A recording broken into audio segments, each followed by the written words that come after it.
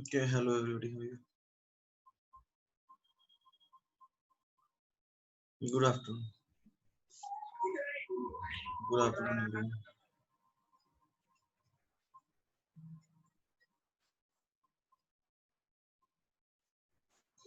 Okay, good afternoon, everyone. Fine. So there was some homework. Let us discuss that first. क्या homework था एक बार बताना?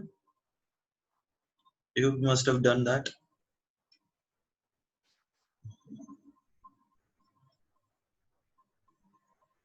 What was the homework, everyone? Everyone, what was the homework? JEE main exercise. Exercise 1 का भी कुछ दिया था शायद मैंने. 76 से 80 भी दिया था. वो तो हो गया ना? 76 से 80 में किसी को डाउट है एक्सरसाइज 1?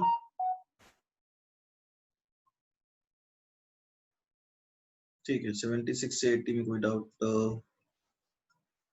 Okay fine. फिर से पूछ रहा हूँ, एक्सरसाइज 1 76 से 80 में किसी को डाउट है? सब सॉल्व हो गए. ओके, ठीक है. अच्छा, 79 में क्या किया बताओ? If the nodes at the infinity are not neglected, then what is the number of what is the total number of nodes? क्या होगा बताओ? क्वेश्चन 79 में है कि if the nodes at infinity are not neglected, then what is the total number of radial and angular nodes of 5? तो one node infinity को add करना पड़ेगा. तो क्या आएगा आंसर बताओ एवरीबॉडी? इनफाइनाइट नोड्स आएंगे. 5 आएगा ना? भावेश कह रहा है इनफाइनाइट नोड्स आएंगे. 4 + 1 होंगे. देखो क्वेश्चन 79 इसलिए मैंने पूछ लिया क्योंकि मुझे नहीं लगता ज्यादा बच्चों को एक्सरसाइज 1 में. देखो 79 में क्या है, normally total number of nodes होता है क्या? टोटल नोड्स होता है n-1, है ना? तो इसमें इंफिनिटी वाला तो इग्नोर कर देते हैं. तो इंफिनिटी पे एक नोड ऐड कर देंगे. तो टोटल नोड्स इंक्लूडिंग इंफिनिटी क्या आएगा बताओ everybody? Including one node at the infinite क्या आएगा? n आएगा. सो n-1 5f के लिए 5 आएगा. 5. अब आ जाते हैं एक्सरसाइज. जेई मेन वाला एक्सरसाइज आया था राइट? बीच में भी होंगे तो इनको भी तो कंसीडर किया है ना भावेश? बीच में भी जो नोड्स हैं वो तो कंसीडर होते ही है ना. नोड का डेफिनेशन क्या होता है भावेश बताओ? क्या समझते हो? What is a node? Node is the region inside the orbital. So obviously जो ऑर्बिटल्स इनसाइड होते हैं, जो कि और पर्टिकुलर एक रीजन में आते हैं, उनकी बात कर रहे हैं ना. वहां पे इलेक्ट्रॉन नहीं होता है ऑब्वियसली. ओके, सो ये जो least attempted question, sorry, archives है जेई मेन वाला.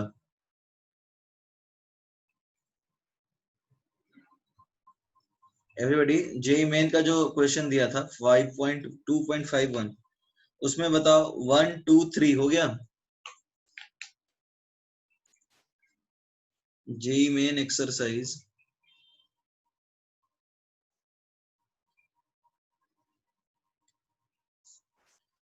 वेदांत सेज 1. ओके, वेदांत 1 पूछ रहा है. क्वेश्चन क्या है? For a emission line of hydrogen atom. ठीक है, for a emission line of hydrogen atom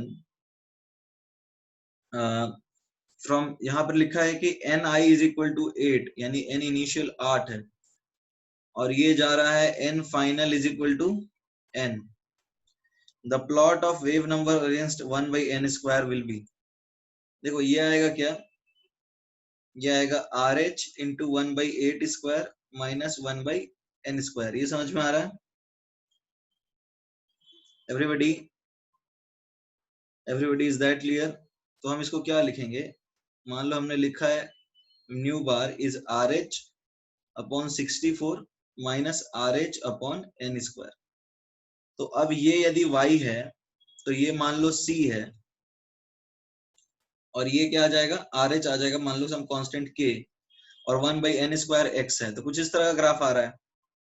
तो इसका स्लोप क्या आएगा बताओ, यहाँ पर ये देखो y इज इक्वल टू मान लो जैसे 2x थ्रू -3x है, तो इसका स्लोप क्या आता है, स्लोप -3 आता है ना, तो यहाँ पर कुछ वैसा ही है ना। तो इसका स्लोप क्या है, इसका स्लोप क्या है बताओ, इसका स्लोप है k which is -rh। Is that clear, minus के, सॉरी, हाँ। तो एक तो लीनियर लाइन है ना with slope -rh, everybody, is that clear. तो आंसर क्या होगा बताओ, वन का आंसर क्या होगा, वन का आंसर डी होगा। लिखना है इसको एवरीबॉडी,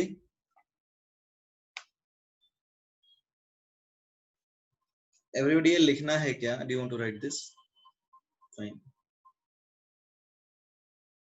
सेकंड आ जाते हैं, सेकंड क्वेश्चन। तो सेकंड क्वेश्चन में क्या है, एक सेकंड ना, सेकंड क्वेश्चन ढूंढता हूँ। सेकंड क्वेश्चन में लिखा है which of the following combination of statements is true regarding the interpretation of atomic orbital. An electron in an orbital of high angular momentum stays away from the nucleus than electron in an orbital of lower angular momentum. ये सही बात है या गलत बात है बताओ। जिसका एंगुलर मोमेंटम ज्यादा है उसका ऑब्वियसली इलेक्ट्रॉन दूर रहेगा ना, ये सही बात है, इट इज करेक्ट। तो हम देखते हैं स्टेटमेंट 1 तो करेक्ट है। दूसरा लिखा है for an given value of principal quantum number, यानी सेकंड स्टेटमेंट में क्या बोल रहा है, for a given value of principal quantum number, यानी एन पकड़ लेते हैं हम। द साइज ऑफ ऑर्बिट, यानी size of orbit is inversely proportional to azimuthal quantum number. देखो साइज क्या डिपेंड करता है,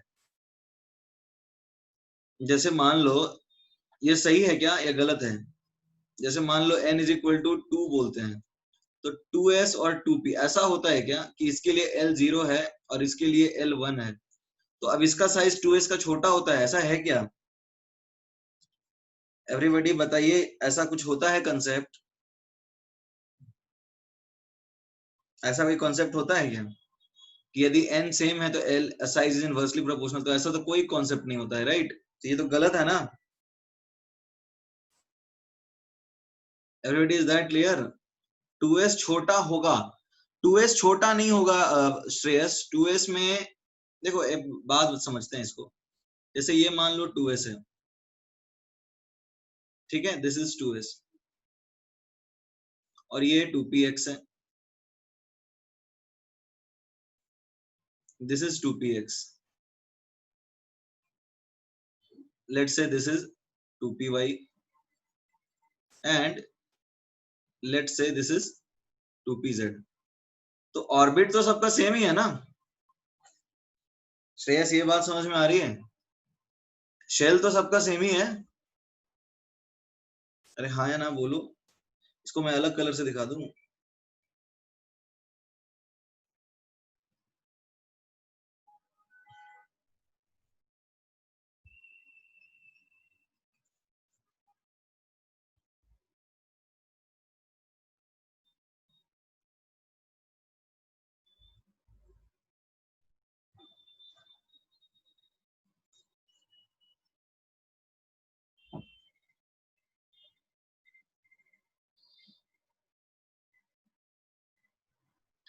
ओके देखिए, तो अब देखो क्या है, फॉर 2s यदि हम बात करें 2s के लिए, हम बात करते हैं 2s के लिए, तो 2s के लिए एंटी नोड्स कितने होते हैं बताओ, 2s के लिए एंटी नोड कितने होते हैं, 2, और 2p के लिए एंटी नोड कितना होता है बताओ, 2p के लिए एंटी नोड कितना होगा, n-l, एंटी नोड यही होता है ना, n-l, एवरीबॉडी एंटी नोड क्या होता है, n-l होता है ना, तो 2p का एंटी नोड कितना होगा, 1 होगा। तो अब 2p का यदि एक ही एंटी नोड है तो वो मान के चलो इन दोनों पॉइंट्स के बीच में होगा ना कहीं पे, ठीक है, 2p का एंटी नोड इन दोनों पॉइंट्स के बीच में होना चाहिए कहीं पे, और 2s का इस रीजन में दो दो एंटी नोड है, तो एक यहाँ पे कहीं पे होगा और एक इससे थोड़ा सा दूर होगा, तो 2s का जो एंटी नोड है वो 2p के एंटी नोड के पास है, ये हम बोल सकते हैं, everybody, let's say this is L1 for 2s या फिर A1 for 2s and let's say this is A2 for 2s and this is let's say A1 for 2p. तो हम एक जनरल कंसेप्ट ये बताते हैं कि यदि इलेक्ट्रॉन 2s में है तो रिलेटिवली उसका एंटी नोड क्लोज हो जाता है। पहला एंटी नोड तो सबसे नजदीक 2s का ही होगा क्योंकि उसमें दो एंटी नोड बन रहे हैं और 2p में एक ही एंटी नोड बनता है। तो ऐसा हम बोलते हैं कि 2s का पेनिट्रेशन 2p से ज्यादा हो रहा है। ठीक है, ये अलग कॉन्सेप्ट है लेकिन वो तुम पीरियोडिक टेबल में पढ़ोगे। तो ये ऑप्शन 2 सही है क्या एवरीवन? ऑप्शन 2 तो गलत हो गया ना फिर। तो अब आप देखते हैं according to wave mechanics the ground state angular momentum. देखो ग्राउंड स्टेट mvr क्या होता है? इट इज nh/2 तो फॉर ग्राउंड स्टेट क्या है? n is equal to 1। तो उसके केस में mvr क्या आएगा? h/2 आएगा ना। तो ये तो सही है, ये वाला स्टेटमेंट सही है। फिर लिखा है क्या? ऑप्शन 4 में लिखा है the plot of psi versus r for various azimuthal quantum number shows peak shifting towards higher value. ये अजीमुथल के लिए थोड़ी होता है, this is for radial right. ये तो गलत है ना, ये पीक्स जो राइट की तरफ शिफ्ट होते हैं ये तो रेडियल के लिए होता है, तो ये गलत है। तो आंसर क्या सही है? 1 और 3 सही है, तो ऑप्शन बी हुआ। It is that clear? लिखना है इसको।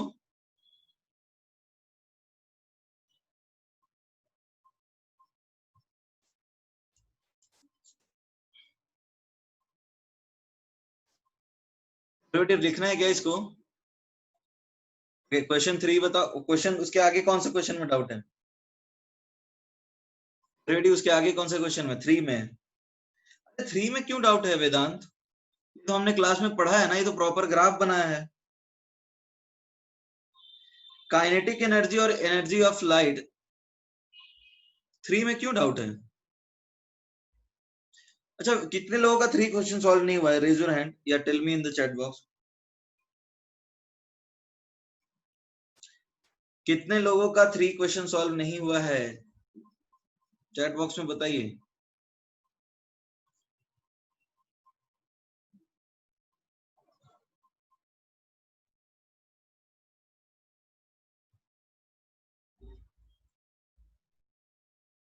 देखो देख लेते हैं फिर 3।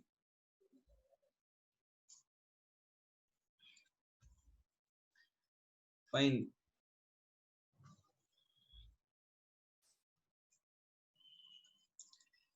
सी क्वेश्चन 3 में क्या पूछा गया है?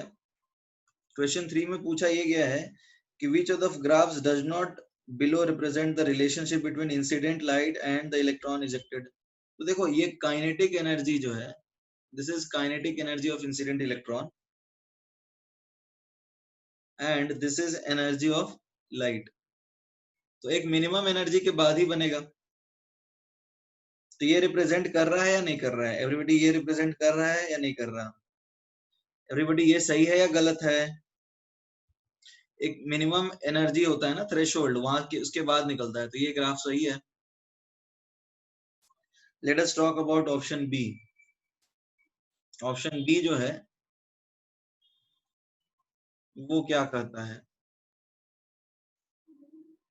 ऑप्शन बी कहता है कि देखो काइनेटिक एनर्जी जो है उसको हमने प्लॉट किया किसके अगेंस्ट? इंटेंसिटी के अगेंस्ट। तो इंटेंसिटी बढ़ाने से काइनेटिक एनर्जी में कोई फर्क पड़ता है क्या? एवरीबॉडी, काइनेटिक एनर्जी का इंटेंसिटी का कोई रिलेशन नहीं है ना। तो ये भी सही है। पूछा क्या गया है कि कोई गलत क्या है, राइट? पूछा ये गया है कि विच वन इज इनकरेक्ट, तो ये तो करेक्ट है ना। ठीक है, आगे बढ़ जाएं। लिखना है क्या सबको? Bhavesh, it does not affect kinetic energy. Intensity does not affect kinetic energy. Is that clear, Bhavesh?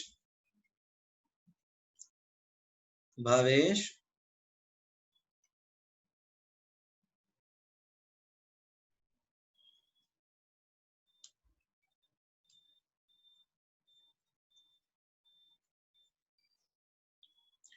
अच्छा देखो काइनेटिक एनर्जी का फ्रीक्वेंसी ऐसा तो है नहीं कि जीरो फ्रीक्वेंसी पे, मतलब एक मिनिमम तो होता है। तो इसका ग्राफ एक्चुअली में कुछ ऐसा होता है, ये हमने बनाया है। ये ग्राफ थोड़ी होता है, ग्राफ तो कुछ ऐसा होता है ना, एक मिनिमम वर्क फ्रीक्वेंसी होता है न्यू नॉट, उसके बाद ही निकलता है इलेक्ट्रॉन।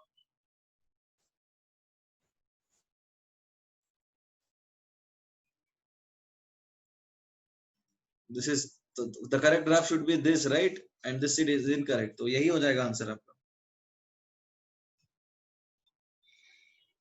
और number of electrons, obviously number of electrons तो इंटेंसिटी है, नंबर ऑफ इलेक्ट्रॉन तो एक पर्टिकुलर फ्रीक्वेंसी के बाद देखने को मिलेगा, न्यू नॉट के बाद। उसके बाद तो फिर number of electrons kinetic energy और फ्रीक्वेंसी पे तो डिपेंड करता नहीं है ना।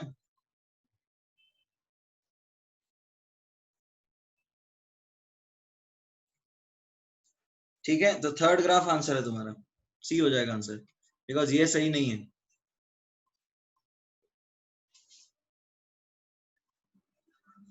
ओके, क्वेश्चन 4 में डाउट है किसी को? किसी को 4 में डाउट है? 5 में डाउट है? 6 में डाउट है? एवरीबॉडी 6 में डाउट है किसी को? 6 में डाउट है? 7 में डाउट है? वेदांत से 7।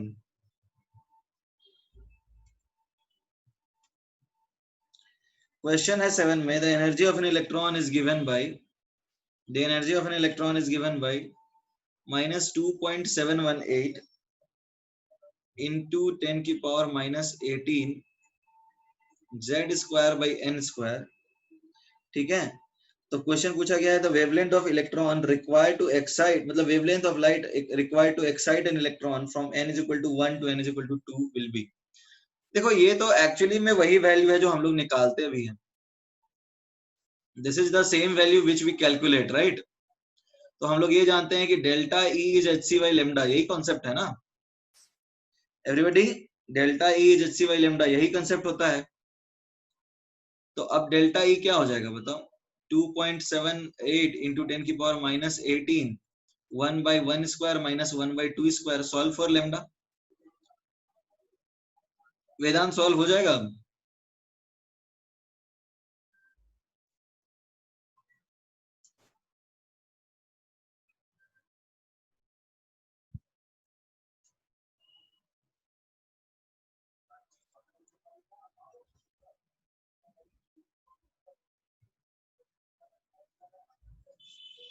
ठीक है, तो इसमें कैलकुलेट कर लेना वेदांत, आंसर आ जाएगा तुम्हारा।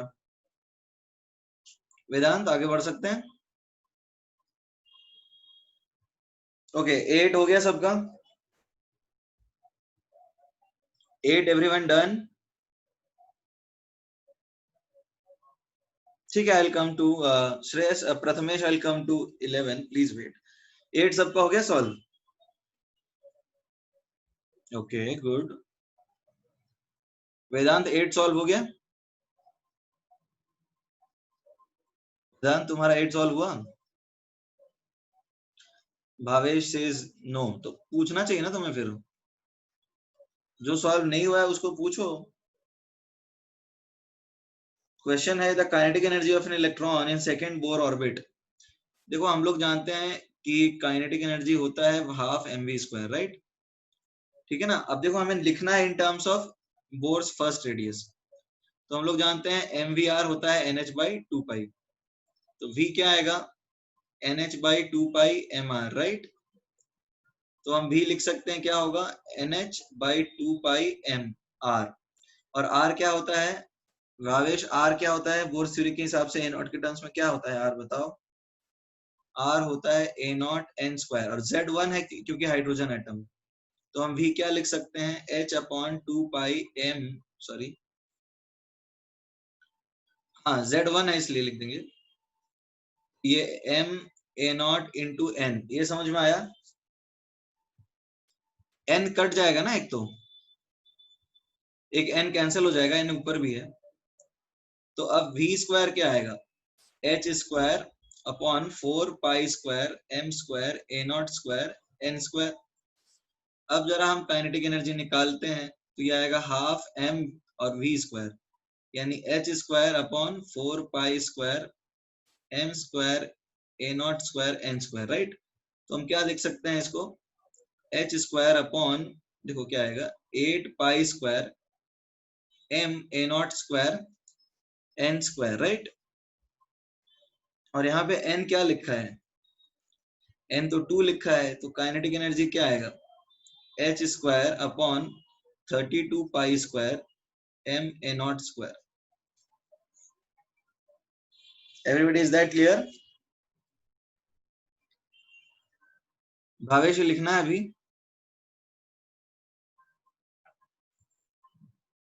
Bhavesh, do you want to write this? Okay ठीक है। 9 में किसी को डाउट है?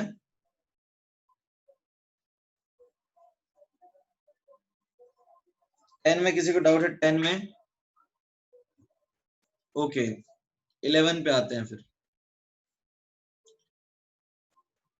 इन 11 क्वेश्चन क्या है कि if the nitrogen atom had electronic configuration 1s7 होता, और जो कि नॉर्मली होता है क्या 1s2 2s2 2p3, तो उसके जगह पे यदि ये 1s होता तो ये कौन सा रूल को अवॉइड कर देता है बताओ एवरीबॉडी, ये कौन सा रूल अवॉइड करता यदि ये 1s में होता, 1s7 होता तो? एवरीबॉडी क्या रूल अवॉइड करता? इट इंक्लूडेड, देखो एक होता है Pauli's exclusion principle. Pauli's exclusion principle क्या कहता है कि सारे मतलब no two electron in an atom, ये कहता है no two electron in an atom can have the same set of 4 quantum numbers. चारों क्वांटम नंबर किसी दो एटम के, मतलब किसी दो इलेक्ट्रॉन के एक एटम में कभी भी सेम नहीं हो सकते, राइट। तो यदि 1s7 कर दें और एक ऑर्बिटल में 7 इलेक्ट्रॉन डाल देंगे तो सबके लिए क्या होगा, n is equal to 1, l is equal to 0, तो ml तो मैच कर ही जाएगा ना सबका, ml भी 0 है तो ms तो मैच कर ही जाएगा, +1/2 -1 तो कॉमन हो जाएगा। तो ये कौन सा रूल वायलेट करेगा बताओ एवरीबॉडी, ये कौन सा रूल जो है वो वायलेट करेगा? पॉलीज एक्सक्लूजन वायलेट करेगा, ठीक है एवरीबॉडी। इसमें किसी को डाउट है पॉलीज एक्सक्लूजन कैसे वायलेट कर रहा है?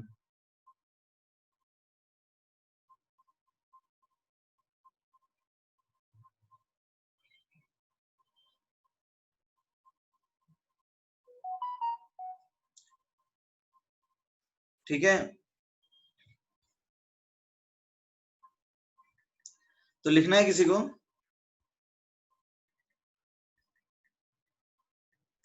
ये लिखना है क्या? हुंस रूल भी वायलेट कर रहा है, लेकिन इसने एक नया कंडीशन बताया ना कि हम ऐसा मानते हैं ना कि 1s7 हो जाए, लेकिन हुंस रूल ऑप्शन में है क्या?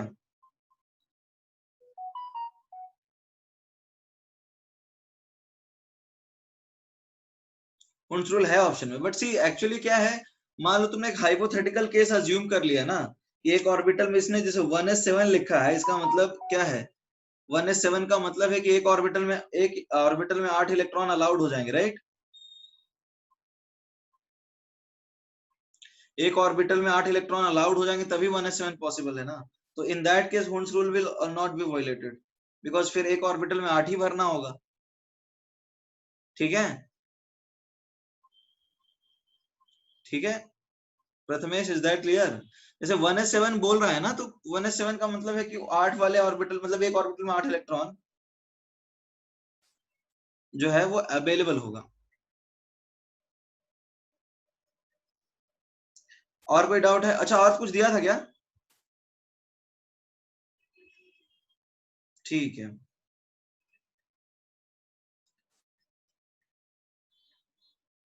फाइन। तो देखो अभी हमारा एटॉमिक स्ट्रक्चर ऑलमोस्ट खत्म है, इसमें ज्यादा कुछ बचा नहीं है, ठीक है। डू यू हैव, अच्छा तुम लोग को ये एटॉमिक स्ट्रक्चर की हार्ड कॉपी मिल गई है मॉडल की? हार्ड कॉपी मिल गई है तो देन इट्स वेरी गुड। तो can you come down to page number 4.21, sorry 2.31।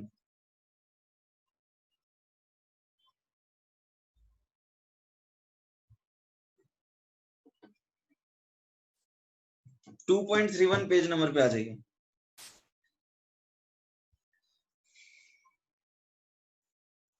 भाई जैसे यहाँ पर उन्होंने लिखा है summary of radial probability and देखो टॉपिक यही है, summary of radial probability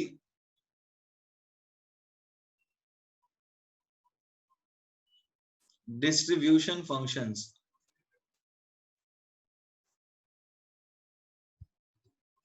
Summary of radial probability distribution functions।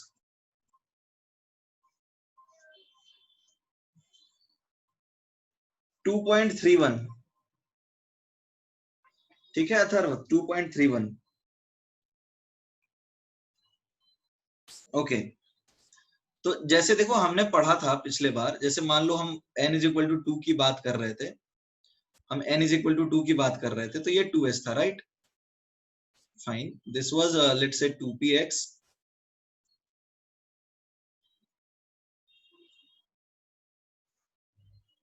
this was let's say 2py,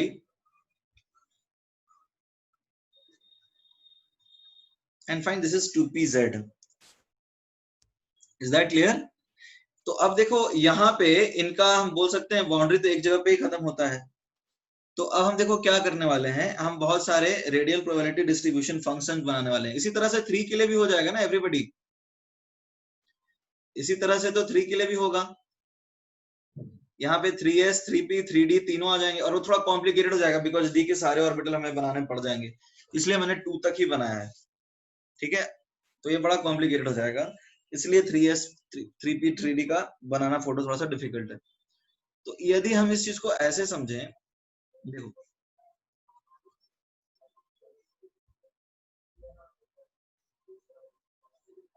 जैसे हम 3s के लिए बनाते हैं, जैसे फोटो तुम्हारे बुक में बनाया हुआ होगा 4 पाई आर स्क्वायर आर स्क्वायर, ये है तुम्हारा रेडियल प्रोबेबिलिटी डिस्ट्रीब्यूशन फंक्शन, है ना? इसको प्लॉट किया गया है आर के अगेंस्ट। तो अब देखो क्या है, इसमें कितने पीक मिलेंगे? 3 पीक मिलेंगे और 2 नोड मिलेंगे, राइट? ठीक है, तो यहाँ पे तुम्हें 3 पीक और 2 नोड मिल गए। उसी तरह से जब तुम इसको प्लॉट करोगे किसके लिए, जब तुम इसको प्लॉट करोगे किसके लिए बताओ, जब तुम इसको प्लॉट करोगे 3p के लिए,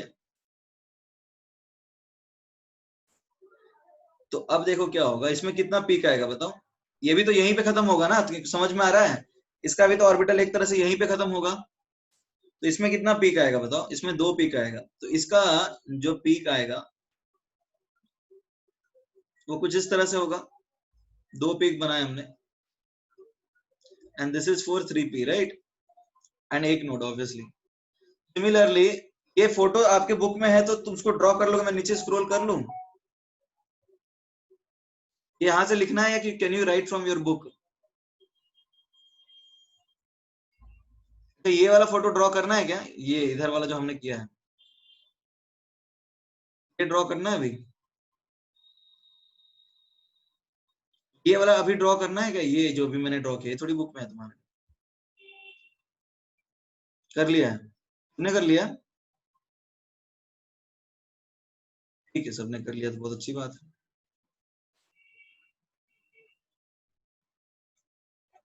फाइन, अब देखो जरा हम समझते हैं इसका क्या मतलब है। जैसे हम यदि इसको प्लॉट करते हैं 4 पाई आर स्क्वायर को आर के अगेंस्ट, और किस ऑर्बिटल के लिए? 3d के लिए। तो 3d के लिए जब हम इसको प्लॉट करेंगे तो हमें कितना पीक मिलेगा बताओ? हमें पीक मिलेगा 1 और नोड मिलेगा हमें 0। ये समझ में आया? यानी यहाँ एक एंटी नोड है, ठीक है ना? अब ये जरा समझने की कोशिश करो, यहाँ पे क्या है, यहाँ पे तुमने देखा क्या हमने किसके लिए बनाया है? 3s के लिए बनाया है, 3p के लिए बनाया है, 3d के लिए बनाया है। Is that clear everybody? यहाँ इन तीनों में कॉमन क्या है? इन तीनों में कॉमन क्या है? इन तीनों में प्रिंसिपल क्वांटम नंबर सेम है, राइट? इन तीनों में n इज इक्वल टू 3 है, यानी हम लोग कंपेयर कर रहे हैं for same value of n। अब जब सेम वैल्यू ऑफ n होता है तो रेडियस तो सेम होता है ना, रेडियस तो a naught n square by Z होता है, तो रेडियस तो सेम होगा। Everybody is that clear?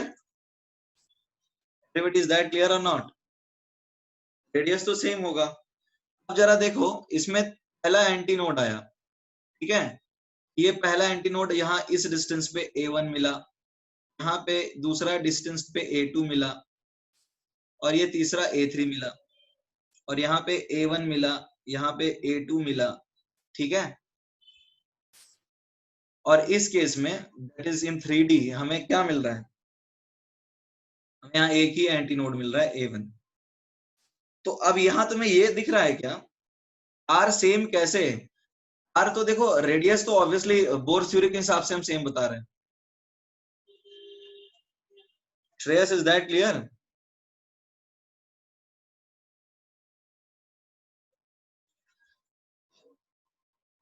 Okay,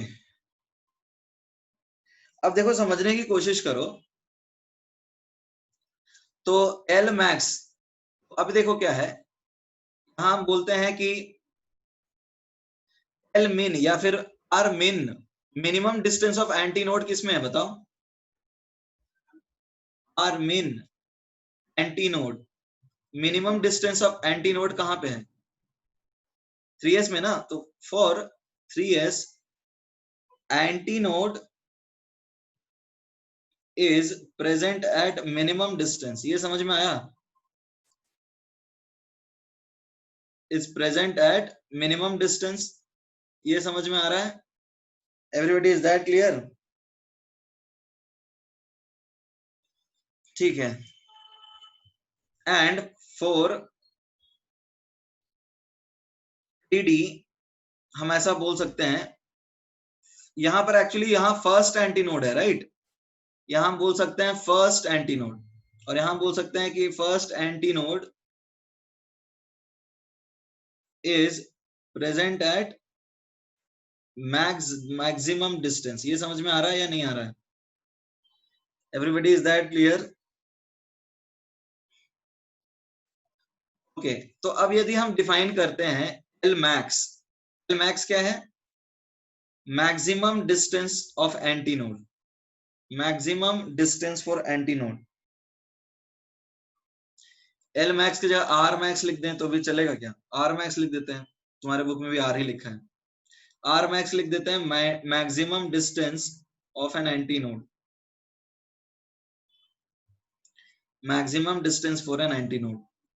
तो आर मैक्स किसके लिए ज्यादा है सबसे बताओ?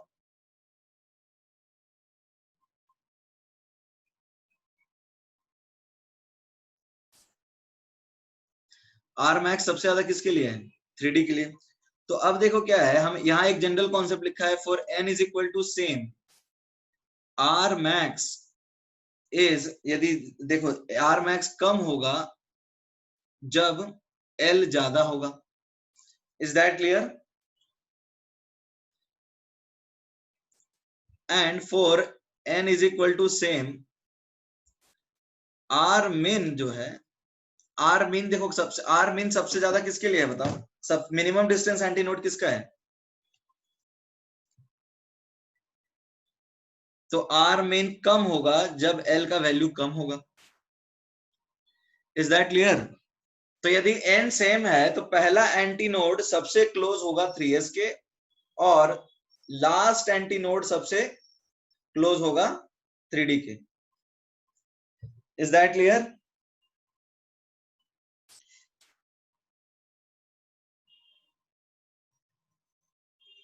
ठीक है। इसमें एक टर्म होता है, यहां तक सबने लिख लिया है ना? एवरीबॉडी ये लिख लिया सबने? इसमें एक टर्म होता है पेनिट्रेशन पावर, एक टर्म होता है पेनिट्रेशन पावर। पेनिट्रेशन पावर का मतलब क्या है? पेनिट्रेशन पावर का मतलब है, सर नहीं क्या नहीं समझ में आया श्रेयस तुम्हें?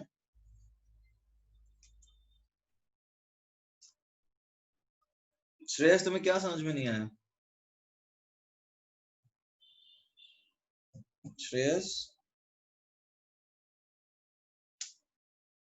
Last two lines, last two lines देखो, यदि तीनों का n सेम है, प्रिंसिपल क्वांटम नंबर तीनों का सेम है, तो maximum distance of anti node किसके केस में है? 3s के केस में ना। Maximum distance of anti node कहाँ है? 3s के केस में। तो हमने क्या लिखा है, यदि सेम n है तो r मैक्स क्या होगा?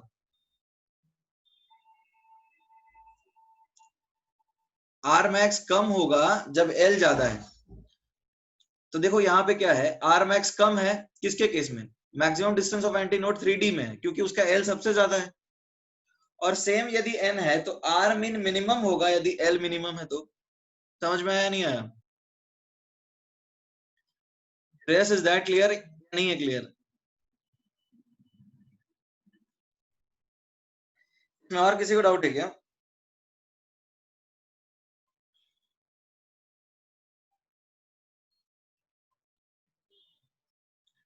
एवरीबॉडी, इसमें किसी और को डाउट है कुछ? ओके। अब देखो क्या है, एक और कॉन्सेप्ट क्या है यहाँ पे, पेनिट्रेशन पावर। तो पेनिट्रेशन पावर का बोल सकते हैं क्या? पेनिट्रेशन पावर का मतलब है कि it is a measure of, it is a measure of, सीधा सा बोले कि कितना नजदीक है, क्लोजनेस टू न्यूक्लियस। सीधा सा है कि कौन सा ऑर्बिटल न्यूक्लियस के ज्यादा करीब है। तो अब एक बात बताओ, मान लो 3s है, 3p है और 3d है। तो इनमें तीन ऑर्बिटल्स में इलेक्ट्रॉन है, एक तो 3s, दूसरा 3p और तीसरा 3d में। तो कहां पे हम बोल सकते हैं कि कौन सा ऑर्बिटल में इलेक्ट्रॉन रहने पे न्यूक्लियस के ज्यादा क्लोज रहेगा? एवरीबॉडी, इसमें तो एक ही एंटी नोड है और इसके अंदर दो एंटी नोड है और इसके अंदर तीन एंटी नोड है। तो अब यदि कोई ऑर्बिटल 3s में है, 3p में है या फिर 3d में है, तो इसमें तीन एंटी नोड है और इसका एंटी नोड क्लोजेस्ट है ना। r min is less when l is less, हमने पढ़ा है ना। ये समझ में आया? तो अब हम बोल सकते हैं कि यदि इलेक्ट्रॉन 3s में है तो उसके न्यूक्लियस के पास होने की ज्यादा प्रोबेबिलिटी है, क्योंकि इसका पहला एंटी नोड क्लोजर है ना। Is that clear? तो यहाँ पे क्या है, n सेम रखें यदि, तो हम ऐसा बोल सकते हैं कि पेनिट्रेशन 3s का ज्यादा होता है। पेनिट्रेशन 3s का ज्यादा होता है, क्यों? क्योंकि हम बोल सकते हैं इसके तीन एंटी नोड है और पहला एंटी नोड जो है, जो क्लोजेस्ट है न्यूक्लियस के, वो 3s में है ना। इसीलिए हम ऐसा बताते हैं कि 3s का पेनिट्रेशन 3p से ज्यादा होता है, 3p का पेनिट्रेशन 3d से ज्यादा होता है। इसी तरह हम यहाँ भी बोल सकते हैं। पेनिट्रेशन की बात करें तो पेनिट्रेशन देखो क्या है, 4s का ज्यादा होगा 4p से, 4p का ज्यादा होगा 4d से और इसका ज्यादा होगा 4f से। पेनिट्रेशन का मतलब क्या है कि कौन न्यूक्लियस के ज्यादा नजदीक है। That clear? पेनिट्रेट कर गया मतलब क्या होता है, अंदर जाना, राइट? तो अब देखो इसमें फिर चार एंटी नोड होगा, इसमें तीन एंटी नोड होगा और इसमें दो एंटी नोड होगा और इसमें एक एंटी नोड होगा। तो इसका एंटी नोड न्यूक्लियस के सबसे फार होगा ना। जो एंटी नोड 4f का है, इट विल बी फार, मतलब बोल सकते हो सबसे दूर होगा न्यूक्लियस से। तो यदि कोई ऑर्बिटल 4s में रहता है तो इसका क्लोजनेस न्यूक्लियस से ज्यादा है, इसका मतलब इसका पेनिट्रेशन ज्यादा हो रहा है। ये समझ में आया? Everybody, is that clear? इसको लिख लो।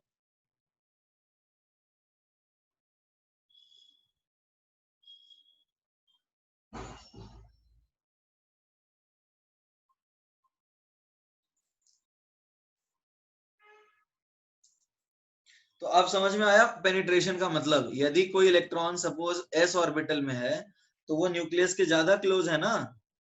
Everybody, is that clear? और यदि p है तो उससे थोड़ा कम क्लोज है और d है तो उससे और दूर है।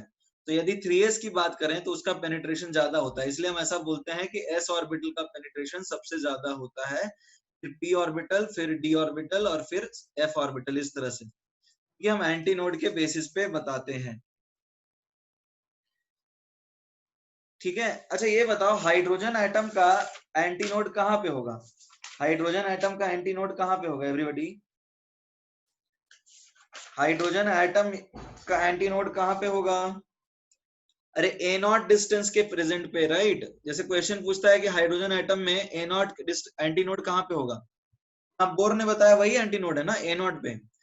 He प्लस में एंटी नोड क्या होगा बताओ?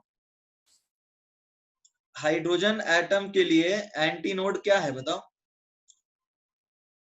एंटी नोड है ए नॉट। ठीक है, सबको समझ में आ रहा है? ओके, He प्लस के लिए एंटी नोड क्या है?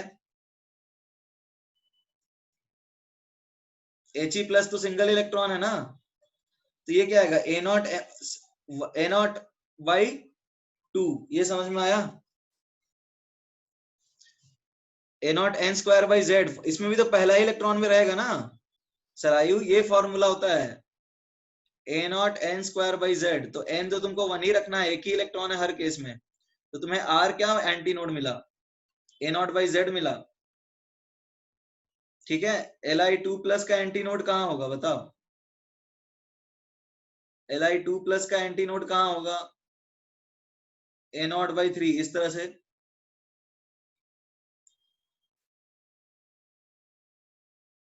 ओके, समझ में आया?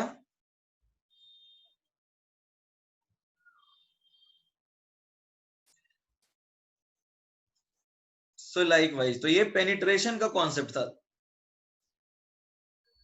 ठीक है, this was the concept of penetration.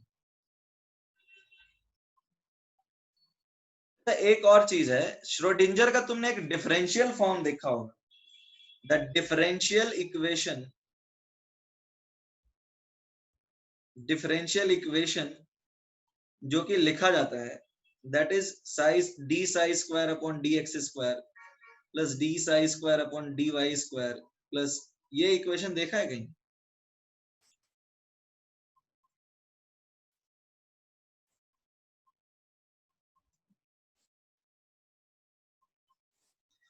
कई जगह क्वेश्चंस में लिखा रहता है। अब देखो, इसका कोई खास यूज नहीं है। देखो बेसिकली क्या होता है, जैसे मान लो तुमने एक फंक्शन लिखा y is equal to 4x plus 5, तो ये नॉर्मल अलजेब्रिक इक्वेशन है। ये नॉर्मल क्या है? अलजेब्रिक इक्वेशन है। तुम इसको डिफरेंशिएट करोगे dx स्क्वायर वाई, तो ये आएगा 4। तो अभी तुम ऐसा लिखते हो dy is equal to 4 dx, तो ये क्या है बताओ? This is the differential equation. Likewise तुम्हारे पास कुछ इस तरह से है, y square is equal to 4x plus 5x square plus 6x cube. तो ये तो नॉर्मल अलजेब्रिक इक्वेशन हुआ ना, या फिर ऐसा ही लिख देते हैं। इसको डिफरेंशिएट करो, क्या आएगा? dy by D X is equal to 4 plus 10x plus 18x square, 18x square आ जाएगा यहाँ पे। लाइक वाइज तुम फिर से डिफरेंशिएट करोगे इसको, तो तुम्हें क्या मिलेगा? 10 प्लस 36x। तो ये क्या है? This is the differential equation, right? This is differential equation. Everybody, is that clear? Everybody, is that clear? तो अब देखो, इसमें ज्यादा टेंशन लेने की बात नहीं है। Sai is a complex function, तो उसका ये डिफरेंशियल फॉर्म होता है, तुम्हें याद करने की जरूरत नहीं है। और this is differential form in 3D, मतलब एक्स वाई जेड 3 वेरिएबल है। So this is differential form in 3D। Everybody clear? तो दिस इज डिफरेंशियल इक्वेशन। जैसे साई भी तो एक फंक्शन है ना, हमने पढ़ा था कॉम्प्लेक्स फंक्शन है, तो इसका ये डिफरेंशियल इक्वेशन है। So this is differential. नहीं, इससे 3 क्वांटम नंबर आते हैं, इसको सॉल्व करने पे 3 क्वांटम नंबर आते हैं। इसको सॉल्व करने पे 3 क्वांटम नंबर आते हैं, श्रोडिंजर्स इक्वेशन इन 3D, जो कि 3 क्वांटम नंबर जनरेट करता है, एन, एल और एम एल। अब देखो, ये अपने कोर्स में बिल्कुल नहीं है, डिफरेंशियल इक्वेशन कैसे सॉल्व करना है, this is not in our course work. ठीक है, हमारे कोर्स में जो प्राइमरी चीज है ना, वो रेडियल प्रोबेबिलिटी डिस्ट्रीब्यूशन फंक्शन के ऊपर है और रेडियल नोड के ऊपर है। जो प्राइमरी चीज अपने कोर्स वर्क में है, that is the concept of radial probability distribution number. वो कैसे आते हैं, that is not in our course. ठीक है,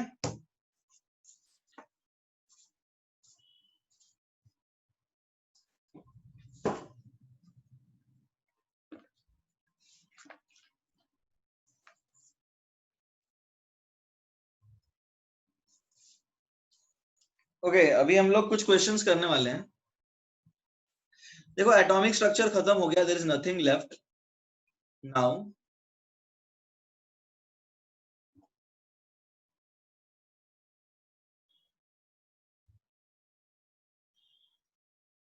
So let us take a few questions.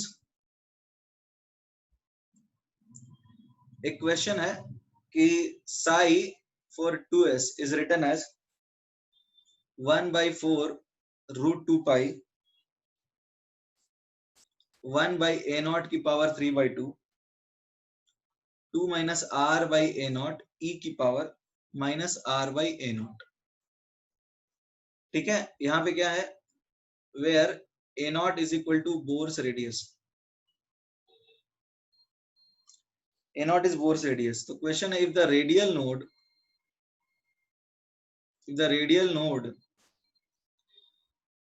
in 2s be at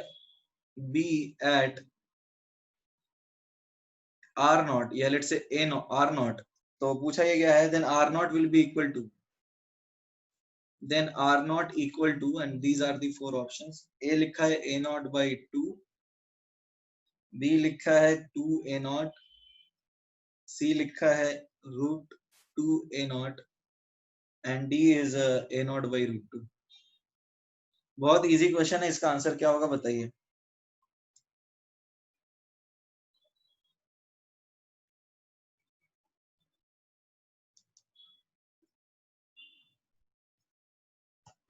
everybody, इसका आंसर क्या आएगा, बी आएगा ना.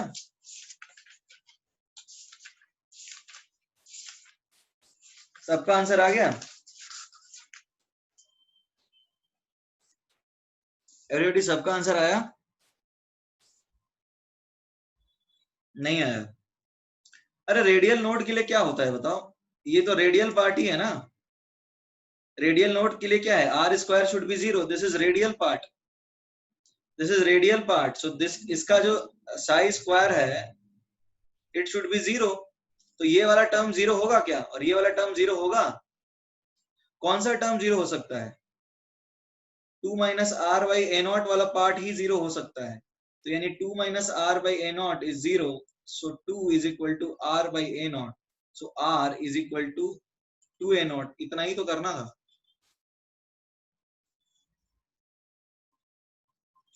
अरे रेडियल नोड के लिए कंडीशन क्या है,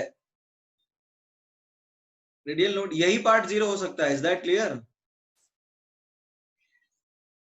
The simple condition for existence of radial node is that the value of psi square should be 0. That is it.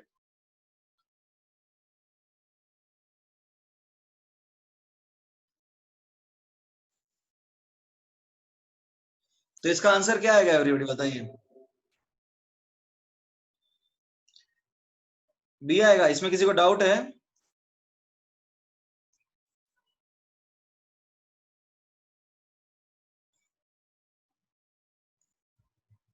Everybody, is that clear now? Everybody please respond, ये समझ में आया है नहीं समझ में आया है. अरे जवाब दिया करो यार, समझ में आया सबको, यस और नो. ठीक है, फिर आगे बढ़ते हैं. एक क्वेश्चन है, इसको ट्राई करो, इसका एक से ज्यादा सही आंसर है. देखो यहाँ पे है पी आर यानी पी रेडियल, रेडियल प्रोबेबिलिटी दिया है, ठीक है. Radial, this is P R is radial distribution function, radial distribution function, ठीक है. अब देखो क्वेश्चन में लिखा है कि dp अपॉन dr, यहाँ पे p क्या है, रेडियल प्रोबेबिलिटी. यदि dp बाई dr दिया है तुम्हें 4z cube upon a naught cube multiplied by 2r minus 2zr square by a naught e की power minus 2zr by a naught, ये लिखा है dp बाई dr. तो then which of the following is correct, then which of the following is correct. इनमें से कौन सा सही है. Option A, at the point of maximum value of at the point of maximum value of radial distribution function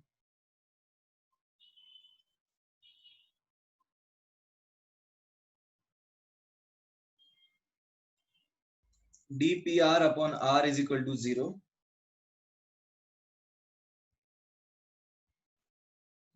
one antinode is present.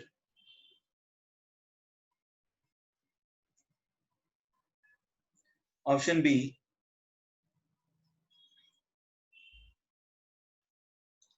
most probable radius of Li2 plus is A0 by 3 picometer.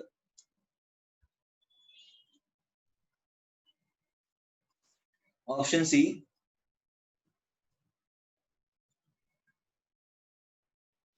most probable radius of He plus is A0 by 2 picometer.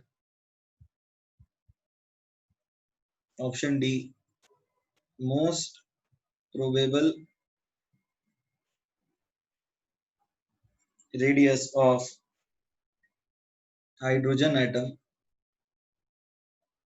is equal to A0 picometer. अब इसमें एक से ज्यादा सही answer है, ठीक है? This is more than one correct question. So आपको आंसर करना है कि क्या इनमें से सही है और क्या गलत है.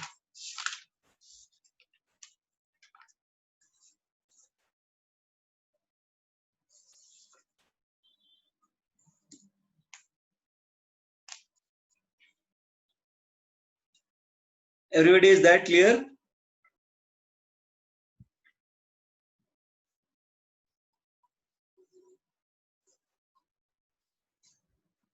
श्रेयस बोल रहा है ए एंड डी. ओके,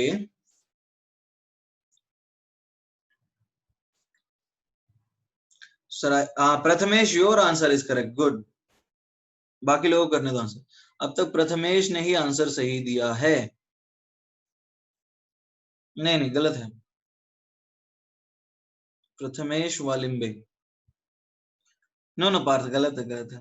ये क्वेश्चन सबने लिख लिया है क्या?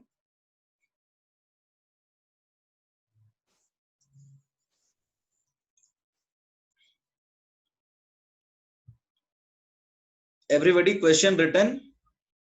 हाँ सर, आयु तुम्हारा आंसर भी सही है. गुड.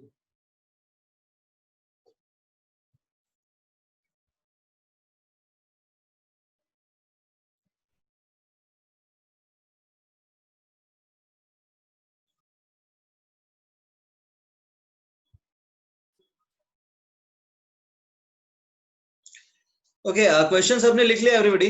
नहीं नहीं, गलत है. हाँ निखिल, सही answer. Answer is A B C D. That is all the options are correct. Answer is A B C D. सारे ऑप्शन सही हैं. ठीक है, answer is A B C D. Now let us see how. देखो, अब तुम्हें लिखा है क्वेश्चन में कि dp अपॉन dr, ये 4z cube upon a0 cube है. ये 2r minus 2zr square upon a0 multiplied by e की power minus 2zr by a0 है. तो अब जब dpr, जब सी ये तो dpr बाई dr जब 0 होगा तो वहां तो एंटीनोड मिलता है ना. भावेश, क्वेश्चन नहीं लिखा है तुमने? भावेश, क्वेश्चन नहीं लिखा है? क्या कर रहे थे यार उतनी देर तक?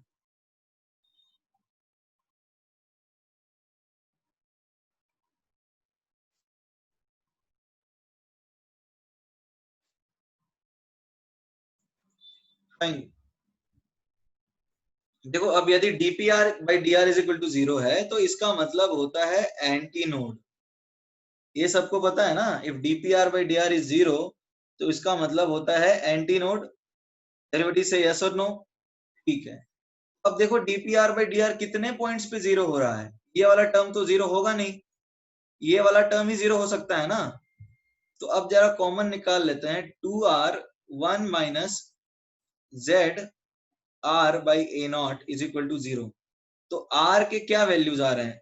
आर के वैल्यूज हो सकते हैं 0, या तो ये टर्म 0 हो, या फिर 1 minus z r by a naught हो जाए 0।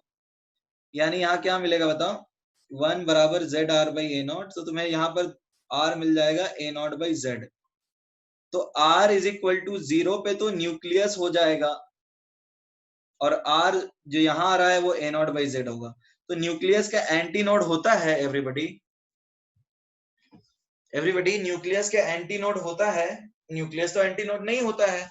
So this is not an anti node, हम ऐसा बोल सकते हैं ना, this is not an anti node, this is not an anti node. Nucleus कोई एंटी नोड थोड़ी है, तो इसका मतलब एंटी नोड कहाँ पे है? Anti node is present at कहाँ पे बताओ? R is equal to a naught by z. ये सबको समझ में आ रहा है? Everybody is that clear? अरे हाँ है ना, कुछ बोलो। ये लिख लिया? नीचे स्क्रॉल करें अब?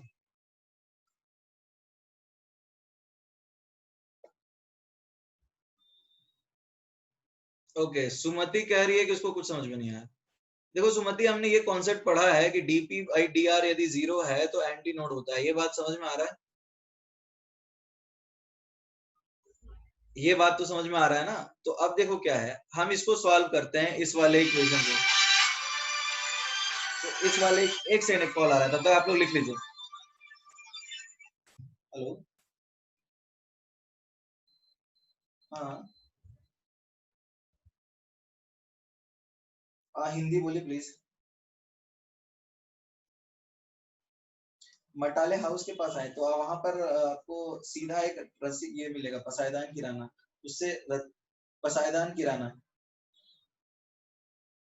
तो उसी के जस्ट आप अंदर रहेगा ना, आपको रस्सी का वेन्यू मिलेगा, उसी पे फोर्थ फ्लोर पे रहेगा। हाँ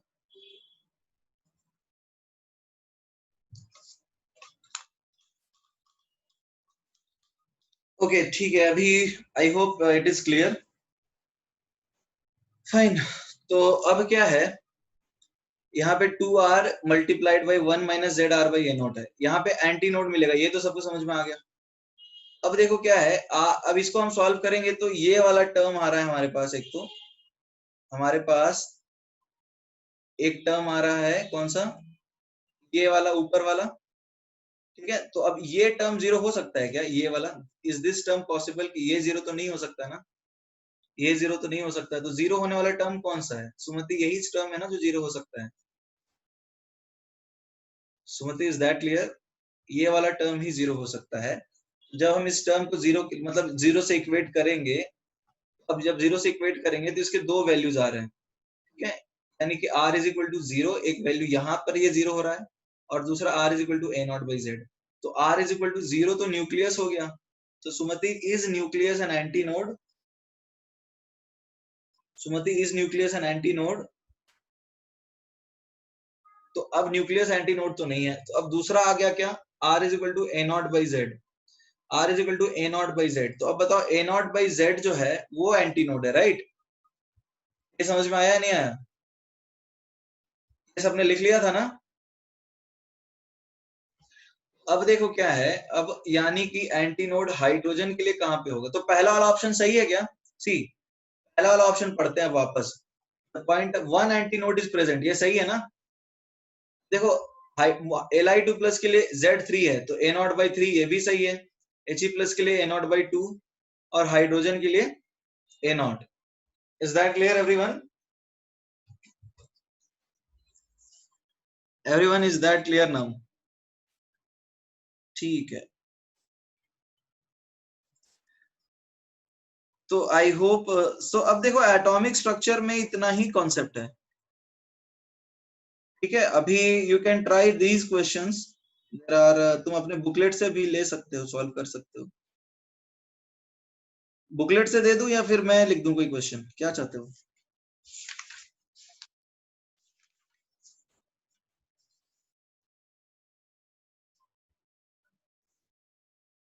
बुकलेट से चाहिए ध्रुविल?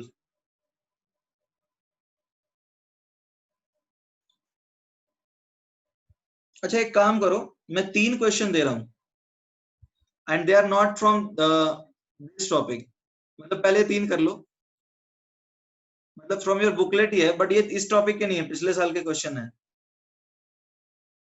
क्वेश्चन है, इसको सॉल्व कीजिए सब लोग, तीनों क्वेश्चन एक साथ सॉल्व करो, मतलब एक के बाद एक, एक के बाद एक। न्यूमेरिकल टाइप क्वेश्चन है, न्यूमेरिकल टाइप, पिछले साल के पेपर्स के। ये क्वेश्चन है 2 3 ऑन, तुम्हारे बुकलेट का है 2 3 4, पेज नंबर 2.52।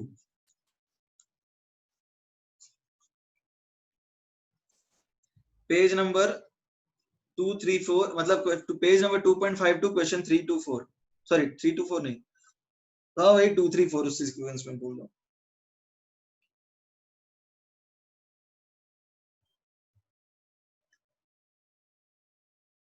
ये एडवांस के क्वेश्चन है, बट आसान है, हो जाएंगे।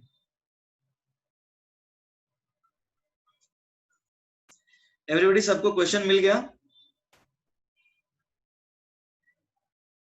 तो आज क्या करें, अभी नया टॉपिक स्टार्ट करें या फिर क्वेश्चन ही करते रहें, क्या चाहते हो?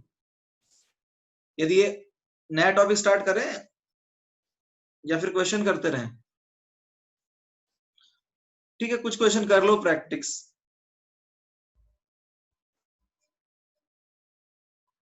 ठीक है ठीक है, क्वेश्चन करो पहले, 2 3 4 सॉल्व करो। ध्रुविल पहले एक साथ तीनों सॉल्व कर लो, है ना? चलो 1 भी कर लेना। Next topic is periodic table, classification of elements and periodicity in properties. Next topic is classification of elements and periodicity in properties. अच्छा, आज के बाद जो तुम्हारे बुकलेट में जितने क्वेश्चन बचे हैं ना, वो सब होमवर्क हो गया। जितना कर सकते हो करो। 1 2 3 4।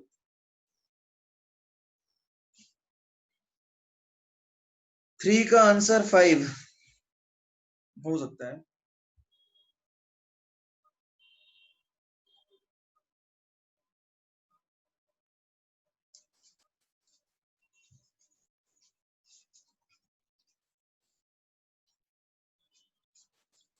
ओके, 3 का आंसर 5। 3 का आंसर एक्चुअली में 5 होगा, 4 होगा।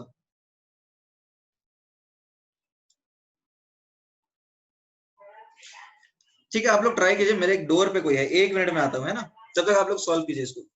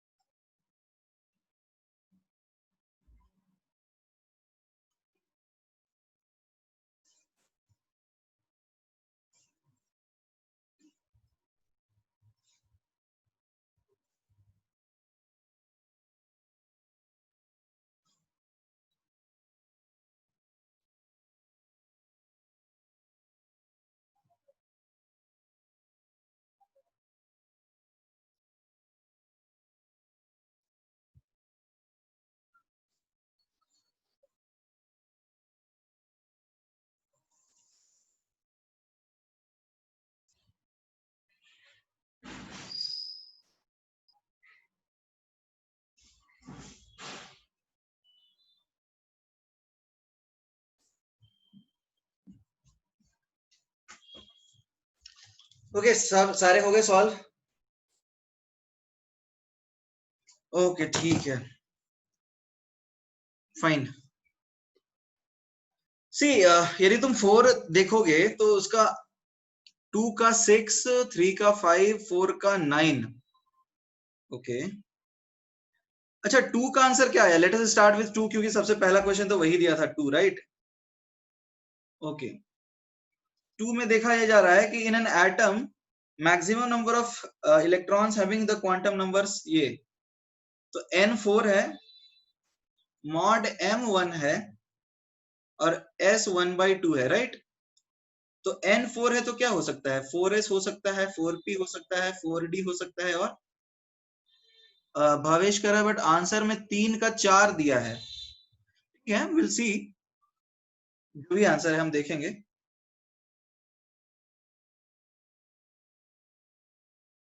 ठीक है, ठीक है, ठीक। 3 का 4 भी दिया है, then it doesn't make difference. See, तो अब इसमें देखो क्या है, n इज इक्वल टू 4 तो इन सब में है ना। इसमें l होता है 0, l होता है 1, इसमें l होता है 2, और इसमें l होता है 3। तो अब देखो क्या है, -1 0 +1, -2 -1 0 +1 +2, -3 -2 -1 0 +1 +2 और +3। यहां तक कोई दिक्कत है? तो अब जरा देखो, अब इसमें कितने आगे मॉडल वाले वन देखो तो, 1 2 3 4 5 6। अब +1/2 वाले तो एक एक इलेक्ट्रॉन होंगे ना, तो कितने इलेक्ट्रॉन हुए बताओ? एवरीबॉडी, +1/2 वाले कितने इलेक्ट्रॉन होंगे? एक एक ना, तो कितने इलेक्ट्रॉन हो गए टोटल? 6 हो गए। तो क्वेश्चन 2 में किसी को डाउट है क्या? Everybody is question 2 clear? Okay, now talking about question 3। तो वर्क फंक्शन दिया है अलग अलग मेटल्स का। तो अब देखो, एनर्जी इंसिडेंट फोटोन का क्या है? 1240/300। तो ये कितना आया बताओ? 124/30। तो 12.4 पार्स कर रहा है स्क्रोल अप। अर्थ ये लिखना है।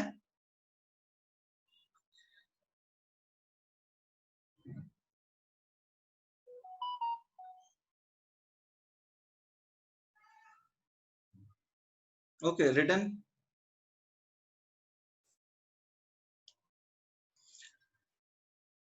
रिटर्न, ठीक है।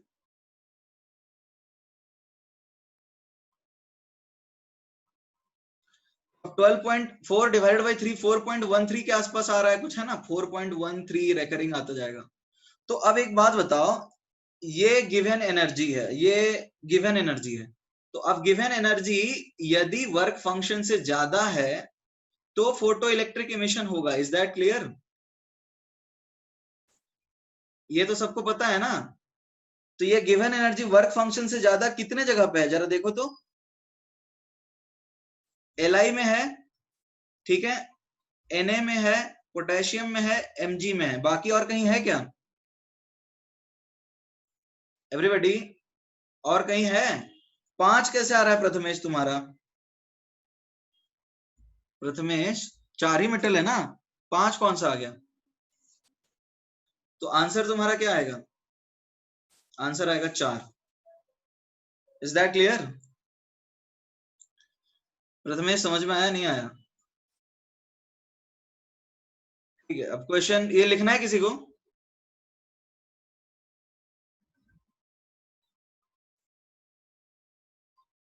एवरीबॉडी, ये लिखना है। Do you want to write this? Everybody please respond. Do you want to write this? Okay, ठीक है। नाउ क्वेश्चन 4 पे आ जाते हैं। क्वेश्चन 4 में देखो तो आसान है। n इज इक्वल टू यदि 3 है तो टोटल इलेक्ट्रॉन कितने होंगे? 2n² होते हैं, यानी 2 इंटू 3 स्क्वायर, यानी 9 इंटू 2 18, राइट? अब लेकिन उसमें 18 में आधे होंगे +1/2 के और आधे होंगे -1/2 के। तो ये 9 और ये 9, तो आंसर तो तुम्हारा 9 है ना। Everybody is that clear for question 4? Clear है एवरीबडी? क्वेश्चन 4 क्लियर है या नहीं है? ठीक है, now let us move to question 1। लिखना है किसी को? क्वेश्चन 1 पे आ जाइए। क्वेश्चन 1 का आंसर बताइए क्या आया। क्वेश्चन 1 का आंसर बताइए। एक से फिर से समझाओ। अमन, कौन सा पार्ट तुम्हें समझ में नहीं आया? अमन, कौन सा क्वेश्चन में कौन सा पार्ट तुम्हें समझ में नहीं आया? 1/2 वाला। अरे अमन, तुम्हें ये पता है ना कि एक इलेक्ट्रॉन में टोटल 2n² आते हैं इलेक्ट्रॉन्स। तो 2n² यानी टोटल 18 इलेक्ट्रॉन आते हैं। तो 18 इलेक्ट्रॉन में से 9 इलेक्ट्रॉन के +1/2 स्पिन होते हैं और 9 के -1/2 होते हैं, क्योंकि एक ऑर्बिटल में दो आते हैं इलेक्ट्रॉन। एक का प्लस हाफ होता है स्पिन और दूसरे का माइनस हाफ होता है spin. Aman, is that clear now? Aman, ये बात समझ में आ गई तुम्हें? ठीक है, तो अब क्वेश्चन नंबर 1 के ऊपर बात करते हैं। Question number 1। क्वेश्चन 1 बताओ। क्वेश्चन 1 देखो, आया आंसर किसी का क्वेश्चन 1 का? Okay, the ground state energy of hydrogen atom, question 1 में लिखा है कि the ground state energy of hydrogen atom is -13.6 electron volt. तो ये तो सही है ना, ग्राउंड स्टेट एनर्जी तो एक्चुअली में होता भी है 13.6 -13.6। Everybody is that clear? Ground state energy तो एक्चुअली में -13.6 होता ही है। Okay, consider an electronic state of He plus whose energy. अब बोल रहा है कि He प्लस कंसिडर करो। ठीक है, अब He प्लस कंसिडर करेंगे तो उसका एनर्जी एजिमुथल क्वांटम नंबर और मैग्नेटिक क्वांटम नंबर दिया है। तो अब देखो एनर्जी क्या होता है इसका बताओ। इट इज -13.6 इंटू 2² Z²/n², यही ना? और ये लिखा है -3.4, तो इसको काटोगे 4 आएगा, राइट? तो 4 into 2² is equal to n², यानी 2² into 2² is equal to n²। तो n² क्या आ रहा है बताओ? n² 4 आ रहा है, तो n क्या आया? n तो 4 आ गया ना? यहां तक किसी को डाउट है?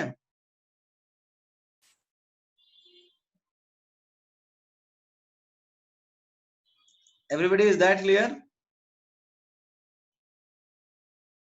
ओके, तो अब इसका n 4 हो गया। अब बोला है कि अजीमुथल क्वांटम नंबर l क्या है? l 2 है। l 2 है ना? और मैग्नेटिक क्वांटम नंबर m क्या बोला है? 0 बोला है, यही बोला है ना? एवरीबॉडी इज दैट क्लियर और नॉट? अरे ये चीज तो इक्वेशन में दे रखी है ना हमें। तो अब बताओ, ये 4d तो हो ही गया ऑब्वियसली, क्योंकि l 4 है और l 2 है। ठीक है, ये 4d हो गया। नाउ 2 एंगुलर नोड्स हो जाएंगे। जो ऑप्शन ए बोला है 4d वो तो सही है।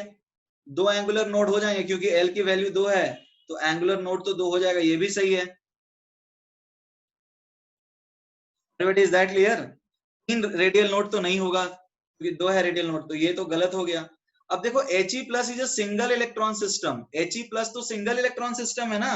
तो एक्चुअल चार्ज एक्सपीरियंस्ड एंड, देखो, the nuclear charge experience by electron is less than 2e। तो अब इसमें न्यूक्लियस के ऊपर चार्ज कितना है बताओ? +2e चार्ज है ना न्यूक्लियस का। एवरीबॉडी ये समझ में आ रहा है? न्यूक्लियस का +2e चार्ज है और एक ही इलेक्ट्रॉन सिस्टम है। तो अब ये पूरा का पूरा चार्ज इस न्यूक्लियस को मिलेगा, मतलब इस इलेक्ट्रॉन को मिलेगा ना? तो अब इसने लिखा है the nuclear charge experience by electron is less than 2e। ये सही बात है क्या? लेस देन 2e मिलेगा, पूरा मिलेगा ना? तो डी गलत हो गया। तो आंसर क्या है एवरीबॉडी? आंसर क्या है? ए और बी। अब ठीक है, क्वेश्चन सॉल्व करने में अच्छा लग रहा है या खराब लग रहा है? Are you enjoying this process? तो ठीक है, तो अभी नेक्स्ट कर लो फिर, क्योंकि अभी तो 10-15 मिनट टाइम है, हम नया टॉपिक थोड़ी चालू कर सकते हैं। कॉम्प्रिहेंशन टाइप चालू कर लो।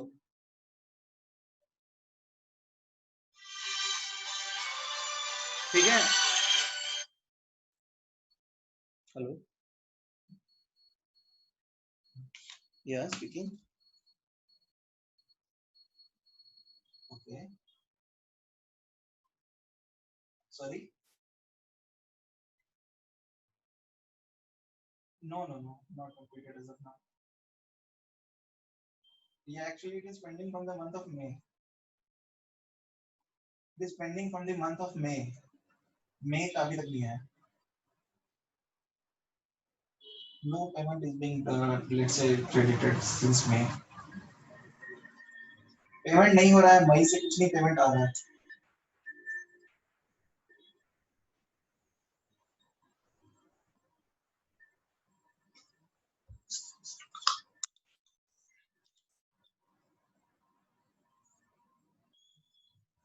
मोल्स के रिवीजन, मोल का क्या 10 मिनट में रिवीजन हो पाएगा?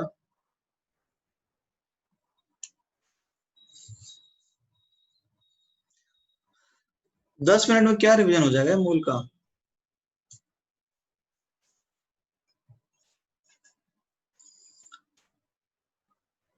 देखो अभी 10 मिनट में बेसिकली मोल्स में तो यही होता है, स्टोइशियोमेट्री ही प्राइमरी कॉन्सेप्ट है.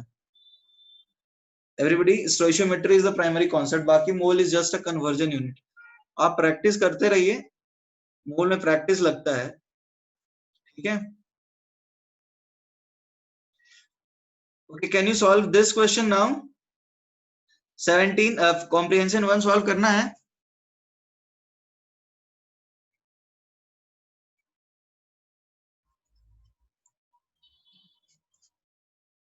एवरीबॉडी,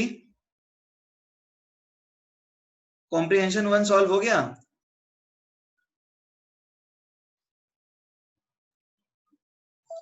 अभी एक एक्स्ट्रा, देखो अब एक्स्ट्रा तो अब दे दिया है ये. ठीक है, अभी बुकलेट है तुम्हारे पास. You can use N Awasthi to solve. There are multiple question, so don't worry about the question. जो दे दिया वो करो, क्योंकि फिर लिखना पड़ता है, उसमें टाइम चला जाता है. कॉम्प्रिहेंशन 1 जो है ना, क्वेश्चन 5 to 7, वो ट्राई करो.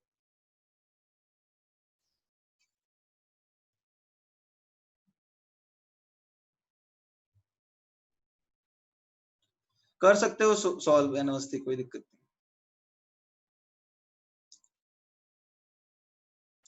देखो क्वेश्चन क्या है, सॉल्व किया सबने?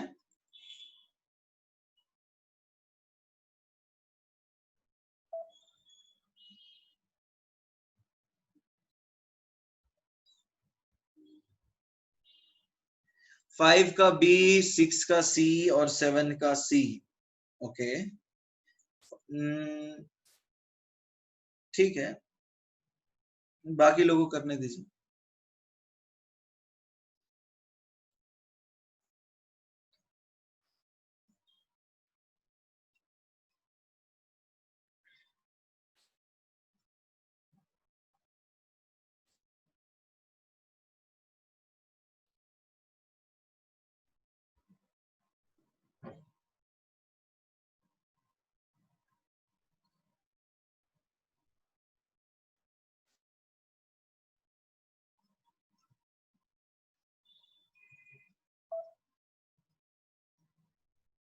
ओके, सबका आंसर आया?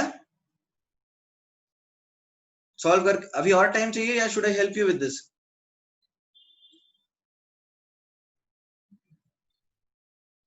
ओके, ठीक है.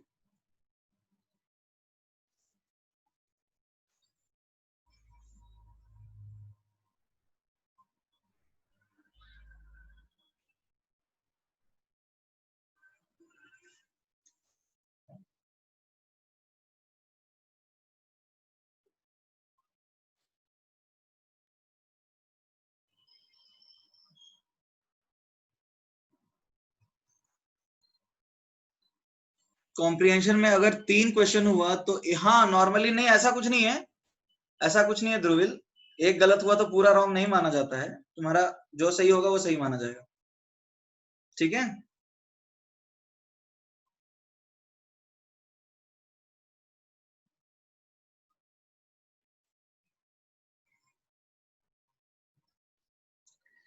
ओके श्रेयस.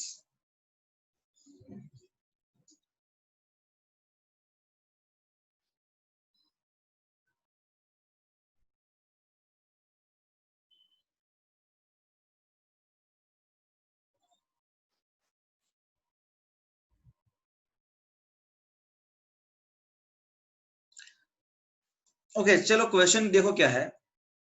क्वेश्चन है अभी सॉल्व करते हैं, और टाइम चाहिए क्या? एवरीबॉडी, और टाइम चाहिए?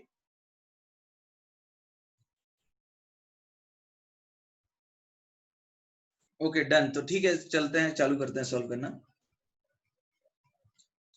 तुम्हारे पास Li2+ करके एक है, और मतलब हाइड्रोजन लाइक स्पीशी, जहां पे स्फेरिकली सिमेट्रिकल है स्टेट S1, जिसमें रेडियल नोड किया है, नंबर ऑफ रेडियल नोड 1 है, यानी n minus l minus 1 is 1, और we can say n minus l is 2, right? n minus l is 2.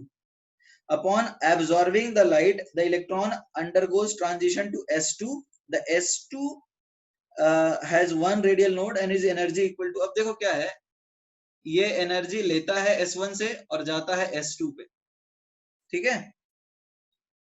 ये S2 से S2, S1 से S2 पे जाता है, तो अब मान लो इसका n कुछ होगा N1 और इसका n कुछ होगा N2, राइट? तो अब देखो हमें करना क्या है कि हमें बेसिकली पता लगाना है कि ये कौन से स्टेट्स हैं, right? Everybody is that clear? ये कौन से स्टेट्स हैं यही पता लगाना है ना। तो अब देखो क्या है, अब ये सिंगल इलेक्ट्रॉन सिस्टम है, तो स्टेट N2 की जो बात करें उसका हम कैसे निकाल सकते हैं, -13.6 इंटू जेड स्क्वायर, तो Z3² अपॉन n स्क्वायर, तो इसकी एनर्जी ग्राउंड स्टेट हाइड्रोजन के बराबर है, तो इसका n स्क्वायर आ गया 3 स्क्वायर, तो n इसका आ गया 3। समझ में आया? समझ में आया या नहीं आया एवरीबॉडी? तो ये वाला ऑर्बिट क्या है, 3।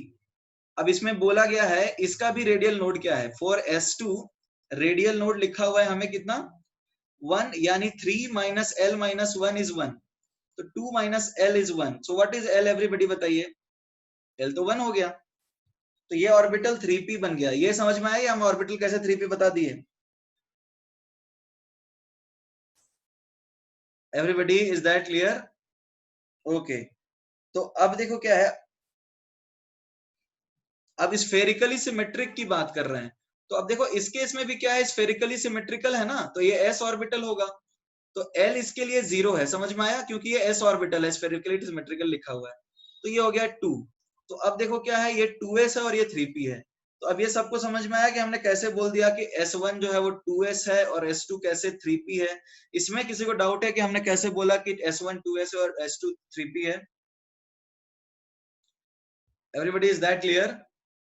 तो अब क्वेश्चन 5 पूछा है, क्वेश्चन 5 पूछा है कि स्टेट S1 क्या है, तो स्टेट S1 देखो 2s है, और energy of S1 in terms of ground state, तो अब एनर्जी ऑफ S1 यानी कि सेकंड एनर्जी, तो -13.6 इंटू 3 स्क्वायर बाई 2 स्क्वायर, यही आएगा ना? तो ये समझ में आया, 3 स्क्वायर बाई 2 स्क्वायर यही तो होता है फॉर्मूला, इंटू 9/4 यानी 2.25 टाइम्स आएगा ना ये एवरीबॉडी, ये 2.25 टाइम्स आएगा यार, राइट? तो हमने क्या किया, लिख दिया 2.25 टाइम्स -13.6, तो अब 2.25 टाइम्स आ गया, तो बताओ what is the correct answer? C होगा ना 6 का आंसर, फिर 6 का आंसर सी होगा, ठीक है। अब हम बात कर ले कौन से क्वेश्चन की, अब हम बात कर लेते हैं 7 की। तो 7 क्वेश्चन में बोला है the orbital angular momentum number of S2, तो अब देखो S2 कौन सा है हमारा, S2 है 3p, राइट? एवरीबॉडी देख लो S2 क्या है, 3p है ना। तो ऑर्बिटल एंगुलर मोमेंटम का फॉर्मूला क्या होता है बताओ? ऑर्बिटल एंगुलर मोमेंटम का फॉर्मूला होता है h/2 root under l into l plus 1, जहां पे h/2 को कई बार बोलते हैं h cross, right? Everybody is that clear? तो अब l क्या है, 1 इंटू 2, तो आ गया √2 h क्रॉस, तो आंसर क्या आया इसका?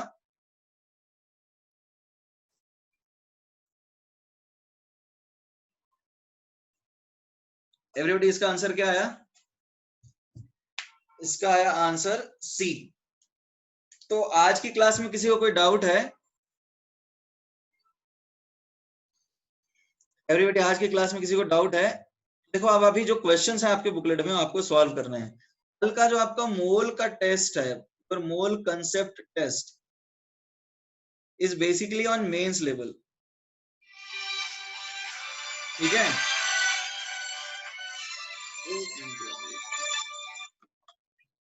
हेलो, हाँ कौन? ठीक है, कितने बजे आ रहा हूँ? आ सकता हूँ मैं अभी एक डेढ़ आधा घंटा में। ठीक, फाइन। तो देखो जो तुम्हारा टेस्ट है मेंस लेवल का, उसमें बेसिकली कुछ पार्ट्स हैं, जैसे कि एक तो मोल, मतलब मोल में क्या हो गया, इलेक्ट्रॉन, प्रोटॉन, न्यूट्रॉन, ये सब कैलकुलेशन हो जाता है। ठीक है, मोल से रिलेटेड जो भी कैलकुलेशन है। फिर आएगा स्टोइशियोमेट्री, और फिर लास्ट पार्ट है यही मोलैरिटी, मोलैलिटी, मोल फ्रैक्शन।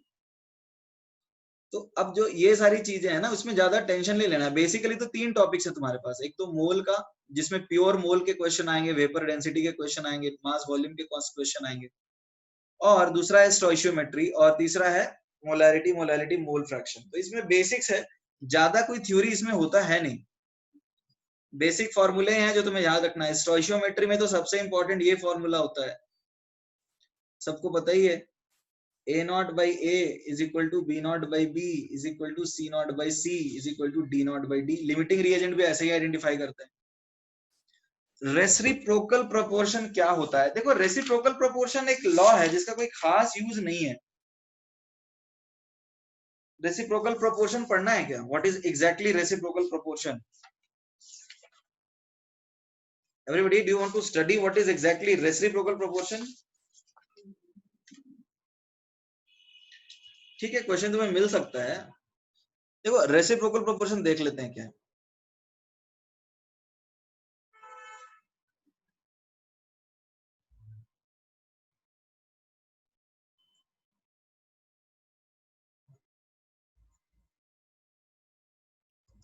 देखो, लॉ ऑफ रेसिप्रोकल प्रोपोर्शन क्या कहता है? ये कहता है कि द रेशियो, पहले स्टेटमेंट लिख लेते हैं, the ratio of weight of two elements, the ratio of weight of two elements A and B which combine separately with a fixed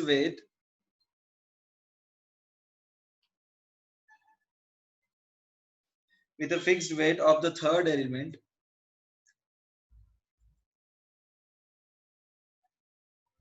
C is either same or some simple whole number ratio of the ratio of the weights in which A and B directly combine with each other। अब देखो, ये अजीब है, वैसे ये नहीं पूछा जाता है, but let us see what is exactly it. जैसे देख लो, मान लो, पहले समझ में तो नहीं आया होगा कोई खास, पहले इसको देखो एग्जांपल के थ्रू। जैसे कार्बन डाइऑक्साइड है, तो इसमें कार्बन का 12 ग्राम ऑक्सीजन के कितने के साथ रिएक्ट करता है? 32 के साथ। तो इसका मास रेशियो 3:8 हो गया। अब कार्बन डाइसल्फाइड ले लेते हैं CH2, तो इसमें इसका 12 ग्राम इसके 64 के साथ रिएक्ट करता है, तो इस बार मास रेशियो क्या आएगा? 3:16। देखो क्या है, तुम SO2 लेते हो, SO2, ठीक है, तो अब SO2 में देखो क्या है, ratio of mass of oxygen और सल्फर क्या है? Ratio of mass of oxygen और सल्फर क्या है बताओ? यहाँ पे देखो क्या है, 32:32, है ना, यानी 1:1 आया। अब ये जो 1:1 आया है, ये जो 1:1 आया है ऑब्वियसली, तो वो देखो क्या है, 8/16 इधर आ रहा था ना ऑक्सीजन और सल्फर का, मतलब जिस रेशियो में सल्फर और ऑक्सीजन 12 ग्राम के साथ रिएक्ट करते थे, उसका रेशियो देखो, ये 32 और 60, ये 1/2 था।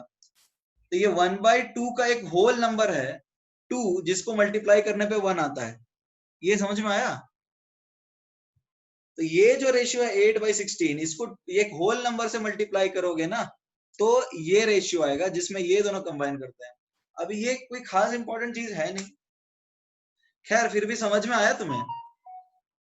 जैसे मान लो हमने दो कंपाउंड लिए CO2 और CS2, तो 12 ग्राम 32 के साथ रिएक्ट करता है CO2 में और 12 ग्राम 64 के साथ रिएक्ट करता है CS2 में। तो अभी देखो जो फिक्स्ड मास के साथ ये लोग दोनों रिएक्ट कर रहे हैं उसका रेशियो लेकर हैं तो हम लोग ये 1/2 आ रहा है।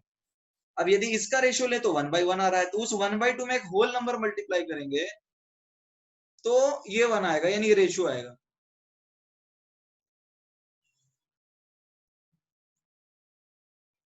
ठीक है?